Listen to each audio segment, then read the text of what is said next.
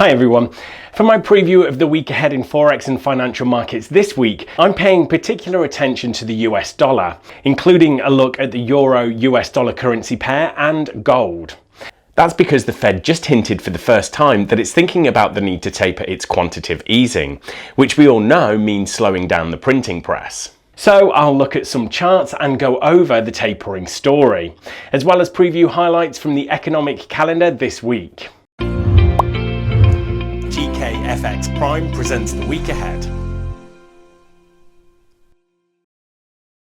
And please, before watching the rest of the video, make sure you slam that like button for the YouTube algorithm, and thanks for watching. Now let's take a quick look at the euro and gold charts to see what we are dealing with here. You can see that on these daily charts, gold and the euro have been in an uptrend and both just bumped into resistance and pulled back after those FOMC minutes.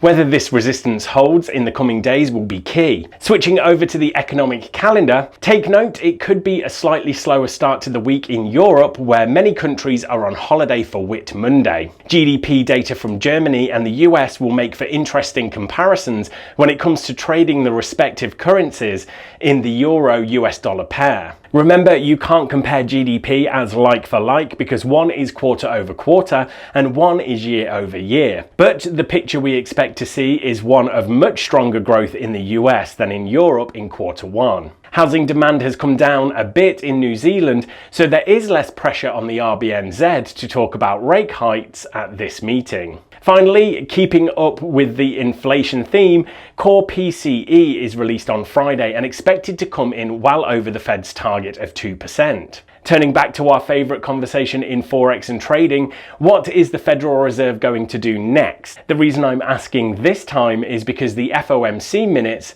that came out last week were a bit of a shocker.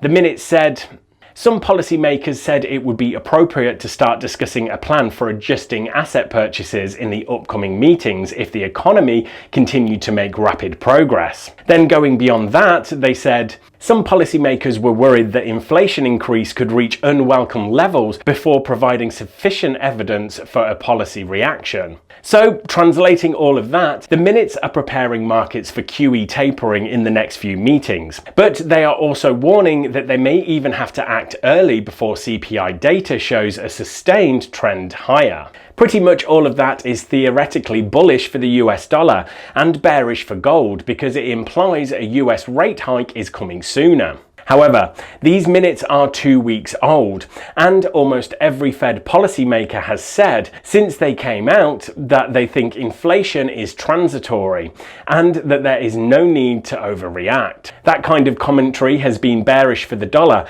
and explains why the dollar index snapped a 4-day losing streak after the minutes.